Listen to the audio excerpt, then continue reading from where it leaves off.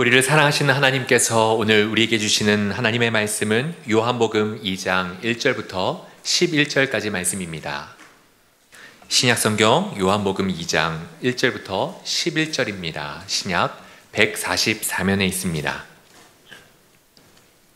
우리가 찾으신 말씀을 한 절씩 교독하고 마지막 절은 한 목소리로 읽도록 하겠습니다. 제가 먼저 읽겠습니다. 사흘째 되던 날 갈릴리 가나에 혼례가 있어 예수의 어머니도 거기 계시고 포도주가 떨어진지라 예수의 어머니가 예수에게 이르되 저들에게 포도주가 없다 하니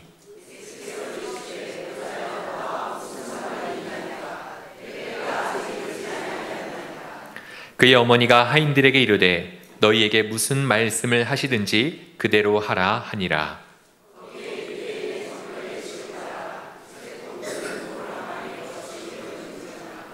예수께서 그들에게 이르시되 항아리에 물을 채우라 하신즉 아기까지 채우니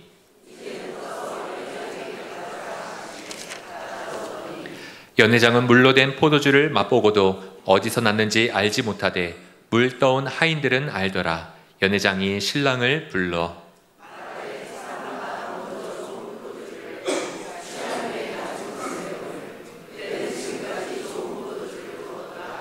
함께 읽겠습니다. 예수께서 이 첫 표적을 갈릴리 가나에서 행하여 그의 영광을 나타내심에 제자들이 그를 믿으니라. 아멘.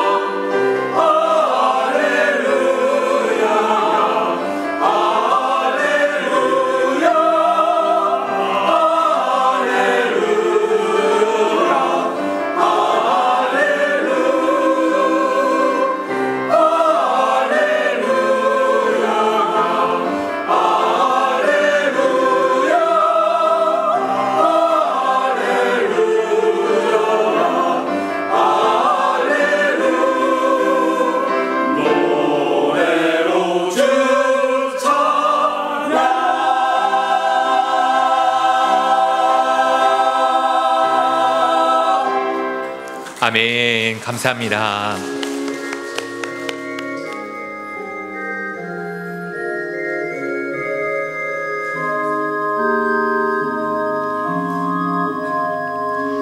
예수 우리 왕이여 이곳에 오셔서 우리가 함께 드리는 영광을 받아주소서. 우리는 주님의 백성, 주님은 우리 왕이라. 왕이신 예수님 오셔서 찬송한 삶 다스리소서. 아멘. 미국의 라이프지라고 하는 언론과 그리고 독일의 디벨트라고 하는 신문에서 지난 1000년간 가장 최고의 발명품이 무엇인가라는 조사를 해보았습니다. 지난 1000년간 최고의 발명품, 혹시 우리 성도님들은 어떤 게 떠오르십니까? 두 언론에서 조사한 최고의 발명품은 바로 구텐베르크의 금속 활자였습니다. 물론 우리 조상들이 만든 고려시대의 이 금속 활자가 더 먼저였지만 세계에 많은 영향력을 끼친 영향력을 봤을 때 가장 이 위대한 발명품이라고 볼 수 있는 것이 이 구텐베르크의 금속 활자라고 말합니다. 왜냐하면은 이것이 발명됨으로 말미암아 많은 책이 이제 만들어질 수 있었고, 또 더더군다나 우리도 지금 우리가 각자 보는 성경책도 이때부터 모든 성도들에게 돌아갈 수 있었기 때문입니다. 금속활자가 이처럼 최고의 발명품이 될 수 있었던 것은 값비싸고 소수만 가지고 있었던 지식의 보관소인 이 책을 모든 사람이 가질 수 있었기 때문이었습니다. 책을 많이 찍어낼수록 책만 사람들에게 간 것이 아니라 책에 있는 지식까지도 많은 사람들에게 전달되었습니다. 그래서 학자들은 르네상스를 비롯한 인류 발전의 단초가 된 것이 바로 이 금속 활자다라고 하여서 지난 1000년간 최고의 발명품으로 이 금속 활자를 꼽았습니다. 그런데 이처럼 책이 많이 만들어지기 전에, 아니 활자를 기록하여서 후대에 전하는 문화가 있기 전에 우리 조상들은 무엇으로 지혜를 전하고 또 전했을까요? 그것은 바로 입에서 입으로 전해지는 이야기였습니다. 우리가 가진 지혜의 가장 기초적인 것도 어린 시절을 생각해 보면 이야기를 통해서 먼저 생성이 됐습니다. 우리가 어린 시절 떠올려 보면 그 침대맡에서 어머니가 해주시던 이야기를 통해 우리는 우리 인생의 가장 기초가 되는 지혜를 배울 수가 있었고, 이솝 우화나 탈무드와 같은 지혜로운 말들을 우리는 이야기를 통해 들었습니다. 혹시 이 사실 아십니까? 구약 성경이 글자로 기록된 것은 사실 구약 성경의 좀 후대의 일이라는 건 말입니다. 종이에 써서 후대에 물려주는 문화의 역사가 이 구약 성경 후대에 있었기 때문에 글을 쓰는 것은 비교적 후대에 있었습니다. 그렇다면 믿음의 조상들의 이야기, 창조의 이야기, 하나님께서 행하신 많은 일들은 어떻게 그렇게 우리에게까지 기록되어 전달되었을까요? 그것은 바로 구전을 통해서, 믿음의 조상들은 구전을 통해서 하나님의 말씀을 전하고 전했습니다. 부모가 자녀의 입으로, 또 그 자녀가 자녀의 입으로 하나님의 살아계심과 하나님의 지혜와 하나님의 역사를 입에서 입으로 전했던 것이 바로 오늘 우리에게까지 전해지고 있습니다. 이처럼 하나님의 진리와 생명의 말씀은 이야기로 가득 차 있습니다. 하나님의 이야기는 논리적인 설명이 아니라, 철학적인 언어가 아니라 이야기로 우리에게 감동을 주십니다. 어떻게 하나님이 창조하셨고 우리를 구원하셨고 또 지금까지 우리와 함께 하시는지 모든 것을 이야기로 전해주셨습니다. 우리가 예수님을 알 수 있는 것도 이야기를 통해 알게 됩니다. 물론 바울과 요한 등 사도들이 로마서나 요한 서신서에서 예수님에 대한 신학적인 논술로 설명한 것이 있습니다만, 우리는 복음서에서 예수님의 이야기를 통하여 예수님을 알게 되고 또 예수님의 음성을 듣고 예수님을 믿게 됩니다. 오늘 우리가 읽은 요한복음도 예수님에 대한 이야기로 가득 차 있습니다. 그 중에 오늘 읽은 2장은 예수님께서 처음으로 메시아, 곧 그리스도로 사역하신 내용을 담고 있습니다. 하나님의 아들로서 메시아로서 여기서부터 시작하셨던 것입니다. 오늘 본문 11절은 이렇게 말씀합니다. 예수께서 이 첫 표적을 갈릴리 가나에서 행하여 그의 영광을 나타내심에 제자들이 그를 믿으니라 라고 말씀합니다. 이 말씀을 보시면 우리가 읽은 본문의 제자들이 예수님을 믿게 된, 그러니까 선생님으로서 그 이상 예수님을 하나님의 아들과 그리스도로서 믿게 된 계기가 바로 오늘 읽은 본문의 사건을 통해서였다라는 겁니다. 우리가 읽은 말씀 그 전에 1장을 보시면 예수님께서 제자들을 부르신 장면이 나옵니다. 예수님께서 제자들을 한 명 한 명 만나시고 또 그들을 콜링하시고 나를 따르라 하셨습니다. 그런데 1장을 자세히 보시면 제자들이 예수님을 만났다고는 하나 조금씩 의심의 단서들, 그리고 제대로 믿음이 형성되지 않은 모습들을 조금씩 보게 됩니다. 특히 나다나엘이라는 제자는 예수님을 처음 만났을 때 이런 말까지도 합니다. 나사렛에서 무슨 선한 것이 날 수 있느냐. 그는 나사렛이라는 작은 동네에서 났는데 어떻게 그가 그리스도며 메시아가 될 수 있느냐라고 무시와 의심을 하였습니다. 그러나 그런 나다나엘을 향하여 예수님은 말씀하십니다. 이보다 더 큰 일을 보리라. 이보다 더 큰 일을 보리라. 그렇게 나다나엘을 비롯한 제자들은 3일 후에 얼마 지나지 않아 예수님과 함께 가나의 혼인잔치에 가게 됐습니다. 이 가나라는 지역이 의미가 있는 것은 조금 전 의심했던 나다나엘의 고향이기도 합니다. 요한복음 21장 2절에 가나 사람 나다나엘이라고 하여서 그렇게 예수님을 처음에 의심과 무시로 대했던 나다나엘의 고향이, 그리고 예수님께 이보다 더 큰 것도 볼 것이다 라고 말씀을 들었던 나다나엘의 고향이 바로 가나라는 것이죠. 여기서 주목할 단어가 한 가지가 있습니다. 우리가 읽은 말씀 11절에 표적이라고 하는 단어입니다. 이 표적이란 단어는 헬라어로 세메이온이라고 부르는데 그것은 어떤 기적을 뜻하기도 하지만 무언가 목적을 가리키는 어떤 표시 아니면 손가락, 그것을 말합니다. 복음서에 나오는 모든 표적은 그 자체의 의미가 있기보다는 그것이 가리키는 그 목적에 큰 의미가 있습니다. 그 모든 표적이 가리키는 것은 무엇일까요? 바로 예수님의 십자가와 죽음 그리고 부활이었습니다.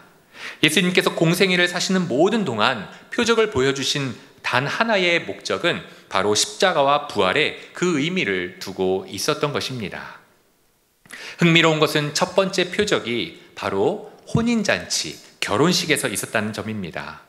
다른 복음서를 보시면 우리 성도님들 아시겠지만 가나의 혼인잔치가 다른 복음서에서는 없습니다. 오직 요한복음에서만 나오는데요. 이것은 요한이 자신의 모든 복음서를 집필하면서 의도적으로 가장 처음에 그리고 유일하게 이 결혼식에 대한 이야기를 거기다 집어 넣었습니다. 요한이 이렇게 의도적으로 가나의 혼인잔치를 첫 번째로 넣은 이유는 그 모든 복음의 메시지의 핵심 중심으로 바로 이 혼인잔치가 중요하기 때문이었습니다. 우리와 하나님과의 최종적인 관계가 바로 이 신랑과 신부처럼, 그리고 우리가 천국에서 누릴 기쁨이 혼인잔치의 기쁨과 같다라는 것을 먼저 알려주며 복음서를 시작한 것입니다. 요한계시록 19장 9절은 이렇게 말씀합니다. 어린 양의 혼인잔치의 청함을 받은 자들은 복이 있도다 라고 말입니다. 성경은 구약부터 신약까지 하나님과 당신의 관계를 바로 이 혼인의 관계로, 신랑과 신부 그리고 결혼의 관계로 말씀하셨습니다. 그래서 우리가 최종적으로 영생을 누리며 느끼게 될 기쁨은 바로 혼인잔치의 기쁨, 신랑과 신부가 하나가 되고 사랑으로 하나가 되며 그렇게 기쁨과 은혜가 충만한 것이 천국의 본질이라고 말씀합니다. 그렇게 혼인잔치는 예수님을 통해 우리의 최종적인 비전을 보게 합니다. 그 안에서 일어난 표적은 제자들로 하여금 예수님을 믿게 하는 첫 번째 표적 그리고 계기였습니다. 그리고 우리에게도 이 말씀을 보며 예수님이 누구인지, 예수님의 정체성이 누구인지를 집중하게 만드는 사건이 바로 여기에 있습니다. 우리는 이야기를 보며 예수님이 누구인지, 예수님을 어떻게 바라봐야 하는지 집중하라라고 여기서 복음서는 우리에게 말씀하십니다. 그렇다면 우리는 이 말씀을 통해 제자들처럼 어떤 주님을 어떻게 바라볼 수 있을까요? 혼인잔치에 나타난 예수님의 사역을 통해 비로소 제자들이 예수님을 믿은 것처럼 우리는 이곳에 나타난 예수님의 어떠한 면을 바라보며 예수님을 믿고 의지하며 신뢰할 수 있겠냐는 겁니다. 이 말씀을 통해 총 3가지의 예수님의 모습을 보길 원하는데, 첫 번째는 혼인잔치를 통해 보여주신 예수님의 모습은 순종의 대상으로서 예수님을 바라본다는 겁니다. 이 혼인잔치는 우리에게 예수님을 순종의 대상으로서 바라보도록 주목시킵니다. 가나의 혼인잔치에 참여한 사람이 예수님과 제자들 말고도 또 한 사람이 있었습니다. 바로 예수님의 어머니 마리아였습니다. 마리아와 예수님이 혼인잔치에 참석했다는 것은 가까운 친척이었을 가능성이 높다고 생각할 수 있죠. 예수님의 결혼식에서 유대인의 결혼식에서 가장 중요한 것이 있는데, 그것은 포도주라고 합니다. 유대인의 혼례에 관한 이런 재미있는 속담까지 있다고 합니다. 결혼식에 신랑은 없어도 포도주는 꼭 있어야 한다. 이 속담은 유대인들에게 혼례에 있어서 포도주가 얼마나 중요한 것인지를 알려줍니다. 그런데 이 중요한 포도주가 예수님이 참석하신 이 혼례 잔치에 똑 떨어졌습니다. 마리아는 이 결혼의 주최자들과 가까웠기 때문에 이 사실을 발견하고 놀랍니다. 그리고 포도주가 다 떨어져서 결혼식의 흥이 다 깨지고 잔치가 이제 흐지부지 마무리될 것을 우려하여서 마리아는 예수님에게 이렇게 말합니다. 3절에 있는 것처럼 말합니다. 예수의 어머니가 예수에게 이르되 저들에게 포도주가 없다 하니. 마리아에게 있어서 예수님은 맏아들이었습니다. 첫째 아들이었던 것이죠. 맏아들은 지금도 그렇지만 예전에는 더욱더 가정에서 큰 역할을 했습니다. 아버지가 부재하다면 아버지의 역할까지 대신할 정도 그 맏아들은 큰 역할을 했습니다. 그래서 맏아들이 장성할수록 어머니께는 이 맏아들이 큰 힘이 되고 또 의지가 되는 존재입니다. 예수님께서 장성하시며 마리아는 예수님께 이런저런 것을 또 청하고 또 의지했을 것으로 생각해 보게 됩니다. 그때마다 예수님은 어머니의 요청에 순종하셨고 어머니를 보살피는 다정한 아들이었을 것이라고 생각해 볼 수 있습니다.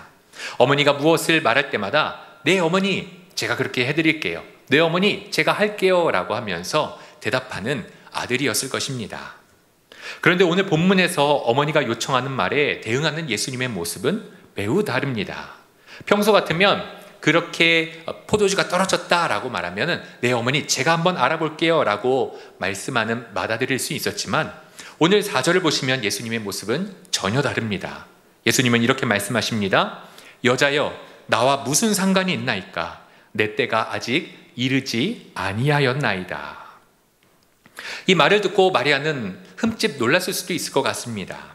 평소에 다정하게 내 어머니 말씀하신 거 제가 해드릴게요 라고 말씀하셨던 예수님이 냉정하게 여자여 나와 무슨 상관이 있나이까 라고 대답했기 때문입니다. 물론 여기서 여자여라는 것은 낮춰서 부른 말이 아니고요. 이 말은 어느 정도 거리감을 두는 표현으로 볼 수 있습니다. 예수님께서 십자가에 달리셨을 때도 어머니를 향하여서 여자여 이렇게 말씀하셨죠. 그렇다면 왜 예수님은 어머니 마리아를 향하여 다정하게 어머니라고 부르지 않고 여자여라고 거리감을 둔 표현을 했을까요? 그 대답은 예수님께서 이제는 사역을 시작하시며 혈육의 아들로서가 아니라 하나님이 보내신 메시아와 그리스도로서 사역의 정체성을 이제는 가지고 계셨기 때문이었습니다. 예수님께서 보내신 분의 사명의 뜻, 그것이 예수님 안에 있었습니다. 그래서 이제는 30년 동안 어머니의 아들로서 혈육의 아들로서 대했던 것이 이제는 내가 나를 보내신 하늘 아버지의 뜻대로 사역을 시작해야 함을 선포하시며 그것을 알리시기 위해서 이제는 혈육의 아들이 아니라 내가 보냄을 받은 분의 이제 사역을 해야 됩니다라는 그 선포로서 어머니께 여자여라고 하는 말을 하셨던 것입니다. 그런데 이 말을 듣고 마리아는 전혀 당황하지 않았습니다. 그리고 5절에 있는 것처럼 하인들에게 이렇게 전합니다. 너희에게 무슨 말씀을 하든지 그대로 하라. 마리아는 예수님을 혈육의 아들로서 함께했지만 사실 예수님 탄생 때부터 예수님이 이 온 백성을 구원하는 구원자라는 것을 알고 있었습니다. 예수님의 수태고지를 했던 천사의 말들로부터 시작하여 예수님이 유년 시절에 성전에서 행하셨던 일들, 하셨던 말씀을 모두 기억하고 있었습니다. 그래서 예수님이 언젠가 하나님의 보내심을 받은 자로서 사역을 시작하실 것을 늘 생각하며 준비하고 있었습니다. 그래서 예수님께서 여자여라고 말씀하셨을 때 이제 그 사역이 시작되셨구나라는 것을 깨닫게 되었습니다.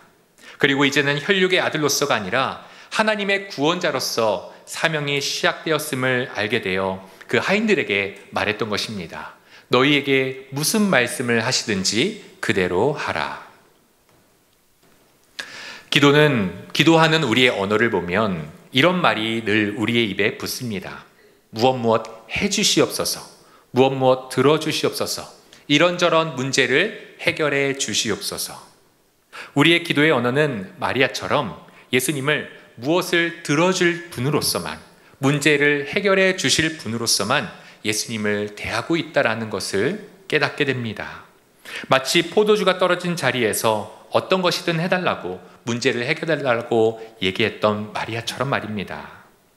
하지만 마리아가 예수님을 이제는 혈육의 맏아들이 아닌 하나님이 보내신 구세주로 바라보았을 때에 그 마리아의 언어가 바뀌었습니다. 이제는 예수님을 내 문제를, 나의 여러 가지 힘듦을 해결해 줄 맏아들로서가 아니라 이제는 무슨 말씀을 하시든지 우리가 순종해야 될 분으로 예수님을 바라보았습니다. 우리가 예수님을 참된 주님으로 믿게 될 때에 우리도 이처럼 기도의 언어가 바뀌어야 될 줄 믿습니다. 이제는 내 인생의 문제를 해결해 줄 해결자로서만, 나에게 산적한 어려움을 해결해 줄 분으로서만 바라보는 것이 아니라 이제는 무슨 말씀을 하시든지 그대로 하겠습니다라는 기도의 언어가 바뀌어야 될 줄 믿습니다. 개인의 큐티를 도와주는 GT라는 묵상 책이 있습니다. 거기에서 이러한 글귀를 본 적이 있습니다. 한번 들려드리겠습니다. 만약 기도가 하나님의 마음을 바꾸는 것이라면 얼마 시간이 걸리지 않을 것입니다. 하지만 기도란 자기를 부인하고 하나님의 뜻에 온전히 순종하기 위한 자기와의 싸움이 있기에 많은 시간을 필요로 합니다. 우리의 기도 시간 중 많은 부분을 나의 원대로 마옵시고 아버지의 원대로 하옵소서라고 맞춰야 합니다. 사랑하는 성도 여러분, 마리아가 예수님을 내 필요를 들어줄 분으로서 생각한 것에서 이제는 내가 무엇을 말씀하시든지 그대로 순종할 분으로 언어가 바뀐 것처럼 우리의 기도의 언어도 순종의 언어로 바뀌시기를 주님의 이름으로 축복합니다. 두 번째, 우리가 예수님을 바라봐야 할 모습은 바로 하나님의 때를 따라 움직이시고 일하시는 주님을 바라보게 됩니다. 오늘 말씀 4절을 보시면 예수님이 말씀하시죠. 내 때가 이르지 아니하였나이다. 여기서 말하는 때는요, 요한복음에서 총 7번 등장합니다. 그런데 이 모든 때가 한 가지 때를 가리킵니다. 바로 예수님의 고난 그리고 십자가의 때입니다. 예수님은 그 때를 위해 보내심을 받았고 그 때를 위해 모든 공생애를 걸어가시며 달려가셨습니다. 예수님은 이 땅에서 모든 삶과 행하신 바를 한 번도 자기의 뜻대로 행하신 적이 없습니다. 그래서 요한복음 6장 38절에 내가 하늘에서 내려온 것은 내 뜻을 행하려 함이 아니요 나를 보내신 이의 뜻을 행하려 함이라 라고 말씀하시며 모든 때를, 모든 일을 아버지의 뜻에 맞추셨습니다. 예수님에 대한 기대치가 가장 높았던 때가 어느 때였을까요? 아마 예루살렘에 입성하셨을 때였을 것이라 생각합니다. 사람들은 종려나무 가지를 흔들면서 호산나 호산나 라고 외치며 예수님이 바로 우리의 모든 로마의 복종과 어려움에서 구원할 메시아로 예수님을 삼았고 많은 기대와 지지를 한 몸에 받으셨습니다. 이렇게 사람들의 외침을 받을 때 예수님은 제자들에게 이렇게 말씀하십니다.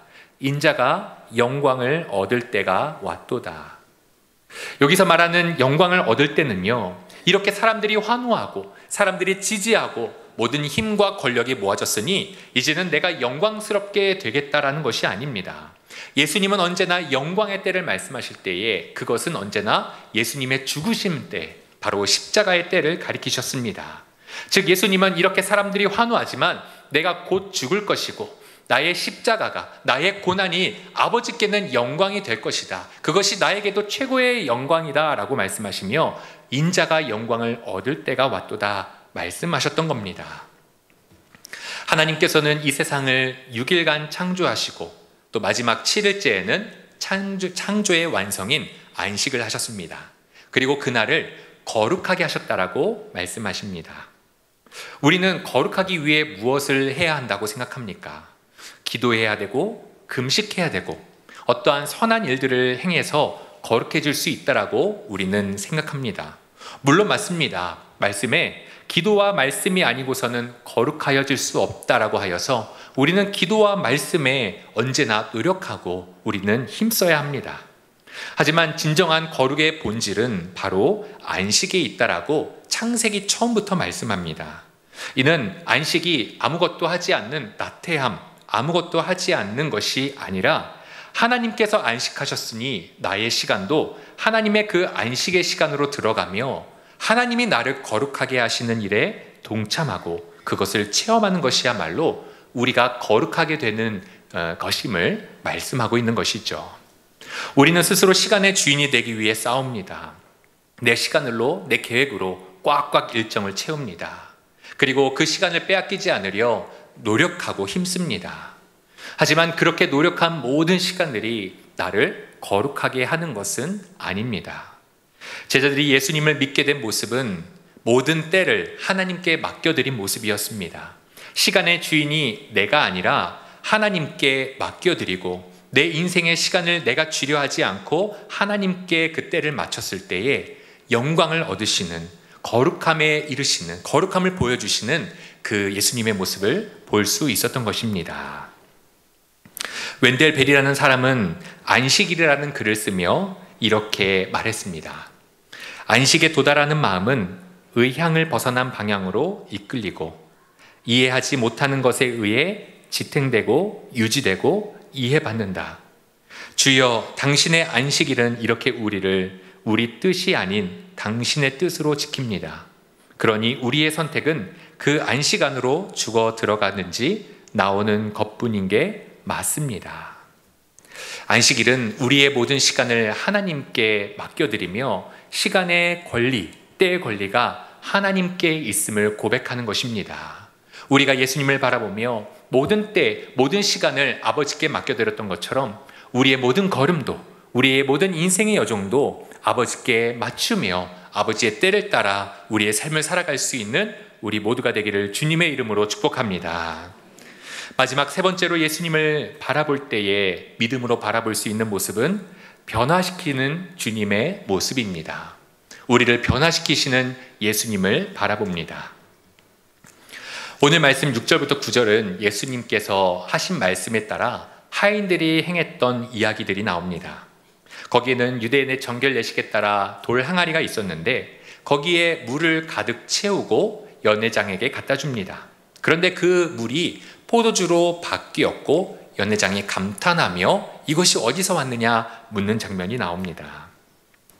그 연회장은 그 맛있는 포도주가 어디서 왔는지 몰랐습니다. 오직 하인들만 알았다라는 것이 바로 오늘 말씀입니다.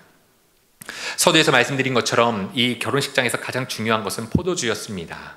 포도주는 혼인잔치 최고의 기쁨의 상징입니다.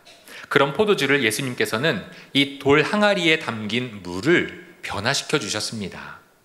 그런데 여기서 한 가지 생각해 보고자 하는 것이 있는데요. 왜 그 집에는 이렇게 큰 돌 항아리가 있었을까요? 성경 말씀에 두세 통 드는 항아리라고 말씀하고 있는데 이거는 지금 용량으로는 한 100리터 정도 됩니다. 그러니까 100리터나 되는 큰 돌 항아리가 6개나 그 집에 있었다는 것이죠. 이것은 아마 유대인의 정결 예식을 위하여서 손을 씻고 몸을 씻는 것을 위해 그 집에 있었을 것이라 생각합니다. 그래서 이 혼인식에 참석하는 모든 사람들이 손을 씻고 몸을 씻는 이 정결 예식을 해야 했기 때문에 거기에 큰 돌 항아리가 있었습니다. 그들은 이 돌 항아리에 든 물을 자신의 손에 씻으며 발에 씻고 몸에 씻으며 내 죄도 씻겨 나가야 한다는 것을 늘 생각을 했습니다. 하지만 그것은 진정으로 해결이 되지 않는 방법입니다. 죄의 진정한 해결은 무엇으로 됩니까? 바로 예수 그리스도의 보혈로만 죄의 문제가 해결이 됩니다. 그래서 혼인잔치에 가장 필요한 것이 포도주였던 것처럼 내 인생에 가장 필요한 것은 무엇일까? 바로 본질적으로 가장 중요한 것은 예수 그리스도의 보혈, 그것이 나를 변화시키고 그것이 나를 완전하게 하며 그것이 나를 온전케 하는 것을 우리는 생각해야 한다는 것입니다. 오늘 말씀 다음 장인 요한복음 3장은 니고데모가 등장합니다. 니고데모는 율법에 관하여는 최고의 학자이고 능통하며 특히 정결 예식이나 죄를 씻는 율법에 관해서는 제일 잘 아는 사람이었습니다. 하지만 니고데모는 아무리 성경을 연구하고 율법을 연구해도 아무리 손을 씻고 몸을 씻어도 자신 마음에 있는 죄가 해결되지 않음을 느꼈습니다. 그래서 한밤중에 예수님을 찾아왔죠. 그리고 그런 니고데모를 보시며 예수님은 이렇게 말씀하십니다. 진실로 진실로 사람이 거듭나지 아니하면 하나님 나라를 볼 수 없느니라. 거듭나지 않고 하나님 나라를 볼 수 없으며 죄를 씻지 않으면 참되게 살아갈 수 없다라고 말씀하셨습니다. 그래서 니고데모는 묻습니다. 아니 어떻게 사람이 다시 날 수 있습니까? 예수님은 3장 8절에 바람이 임의로 불매 네가 그 소리는 들어도 어디로 와서 어디로 가는지는 알지 못하나니 성령으로 난 사람도 그러하도다, 이렇게 말씀하십니다. 예수님이 명령하신 대로 도랑아리의 물을 연회장에게 떠주었을 때에 연회장은 그 맛있는 포도주가 어디서 왔는지 몰랐습니다. 그 어떻게 변했는지 원리, 과정, 능력, 그것이 어떻게 작동했는지 아무도 모르고 심지어 그것을 갖다 준 사람들도 몰랐습니다. 그런데 하인들이 아는 것이 단 하나 있었죠. 그것은 누가 그 물을 포도주로 변화시켜 줄 수 있느냐였습니다. 누가 결혼식장에 포도주라는 핵심적인 것을 제공해 줄 수 있으며 누가 이 기쁨의 잔치에 흥이 떨어지지 않도록 그 포도주를 공급해 줄 수 있는 유일한 분이 누구인지를 하인들은 알고 있었던 것입니다. 이 기쁨이 유지되도록 한 분이 누구임을 알고 있었습니다. 성령으로 난 사람, 예수님으로 인해 변화된 사람도 그렇습니다. 사람들은 자신의 변화를 위해서 부단히 노력합니다. 책도 읽고 수양도 쌓으며 어떻게든 선하게 살아가려 합니다. 하지만 내 노력에도 불구하고 근본적인 나의 내면의 변화는 일어나지 않음을 늘 발견합니다.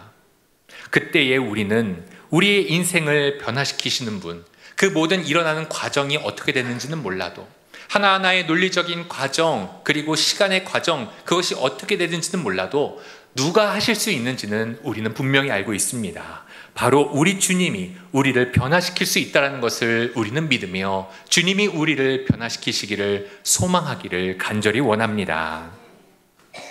호주와 영국을 넘나들며 흉악한 범죄를 저질렀던 스로스치라는 사람이 있었습니다. 그는 범죄로 인해 40년 동안 감옥 생활을 하며 거기서 지냈는데 거기서 전혀 교화가 이루어지지 않는 아주 흉폭한 사람이었습니다. 정말 구제불능이라 언제나 이 교도관들을 괴롭혔고 그래서 그를 길들여 보려 태형을 8번이나 때렸던 적도 있었습니다. 하지만 40년간 그는 단 한 번도 순응하지 않고 교화되지 않았습니다. 스로스츠는 40년의 형기를 모두 마치고 갈 곳이 없어서 구세군이 운영하는 노숙인 숙소에 잠시 머물렀습니다. 그런데 그때 누군가 다가와 스로스츠에게 이렇게 물었습니다. 자네 혹시 예수에 대해 들어보았는가? 스로스츠는 이 사람을 통해서 예수님에 대한 복음을 듣습니다. 그분이 얼마나 나를 사랑하시고 그분이 어디에서 나를 구원하셨는지를 들었습니다. 그 이후 스로스츠는 완전히 변화된 사람이 되었습니다. 정말 어떤 것으로도 변화시킬 수 없었던 그를 복음이 변화시켜 완전히 새 사람이 되었습니다. 그리고 스로스츠는 자신과 같은 이 전과자를 위해서 18년간 봉사하며 헌신하며 그의 남은 생을 모두 살았습니다. 그는 마지막에 이렇게 간증했습니다. 수백 대의 채찍과 40년의 감옥 생활은 나를 변화시키지 못했습니다. 그러나 예수 그리스도는 단 1분 만에 나를 변화시켰습니다. 사랑하는 성도 여러분, 혼인잔치에 포도주가 없다면 기쁨이 사라집니다. 우리의 인생도 기쁜 삶이 되기 위하여 이것저것을 추구하지만 나의 내면에 근본적인 변화가 있지 않으면 참된 기쁨으로 갈 수 없습니다. 진정한 기쁨 되시는 우리 주님이 물을 포도주로 변화시키신 것처럼 나를 변화시키도록 우리가 늘 간구하며 목말라하며 주님 앞에 나아가는 우리 모두가 되기를 간절히 소망합니다. 말씀을 마치려 합니다. 히브리서 3장 1절은 이렇게 우리에게 말씀합니다. 그러므로 함께 하늘의 부르심을 받은 거룩한 형제들아, 우리가 믿는 도리의 사도이시며 대제사장이신 예수를 깊이 생각하라. 예수님의 제자들은 가나 혼인잔치를 통하여 그 표적을 통해 진정한 제자가 되었습니다. 그때부터 진정으로 예수님을 따를 수 있었습니다. 이 말씀은 이제 우리에게 이렇게 요청합니다. 당신도 이들처럼 제자가 되려는가? 당신도 이들처럼 진정한 제자가 되려는가? 그러면 여기에 있는 이 예수를 바라보시오. 이 예수를 깊이 생각하시오. 우리가 원하는 것을 들어줄 분으로서가 아니라 내 인생의 필요를 채워줄 분으로서만 바라보는 것이 아니라 이제는 우리가 순종해야 할 분, 무엇을 말씀하시는지 그 말씀에 따라 순종할 분으로 예수를 바라보시오. 내가 시간의 주인이 되어 내 마음대로 사용하는 삶이 아니라 모든 삶을 아버지의 때에 따라 자신을 낮춰 오직 아버지의 영광만을 구한 예수를 바라보시오. 물을 포도주로 변화시키신 것처럼 우리의 인생에 진정한 기쁨을 주시는 우리의 변화시키는 유일한 한 분, 그 예수를 바라보시오. 우리에게 이렇게 요청하십니다. 우리가 이 말씀을 기억하며 예수님을 깊이 생각하며 예수님이 우리의 순종의 대상이 되어주시고 예수님을 쫓아 모든 때와 시간을 하나님께 내어드리며 또한 우리의 삶이, 우리의 내면이 온전히 변화되어서 주님과 함께 주님으로 인하여 의로워지는 귀한 삶이 되기를 주님의 이름으로 축복합니다. 우리 시간 함께 찬양으로 말씀을 마치려 하는데요. 우리 지난주에 목사님과 함께 했던 찬양 예수님이 말씀하신인데 오늘은 1절을 같이 부르기를 원합니다. 우리 함께 예수님이 말씀하시니 물이 변하여 포도주 됐네. 우리 함께 박수치면서 찬양하겠습니다. 예수님이 말씀하시니 물이 변하여 포도주 됐네. 예수님이 말씀하시니 물이 변하여 포도주 됐네. 예수님 나에게도 말씀하셔서 새롭게 변화시켜주소서. 예수님이 말씀하시니 물이 변하여 포도주 됐네. 예수님이 말씀하시니 물이 변하여 포도주 됐네. 예수님 나에게도 말씀하셔서 새롭게 변화시켜주소서. 주님, 우리가 진정한 주님의 제자가 되기를 간절히 원합니다. 예수님을 내 원함을 들어줄 분으로서만이 아니라 내가 순종할 분으로서 그리고 주님의 모습 따라 하나님의 때에 맞춰 자신의 모든 인생의 길을 걸어갔던 것처럼 그리고 유일하게 나의 삶을 진정한 기쁨으로 변화시키실 주님을 바라보며 믿음으로 그 길을 따라가는 진정한 제자의 삶 살게 하여 주시옵소서. 아멘. 예수 그리스도의 이름으로 기도드립니다. 아멘.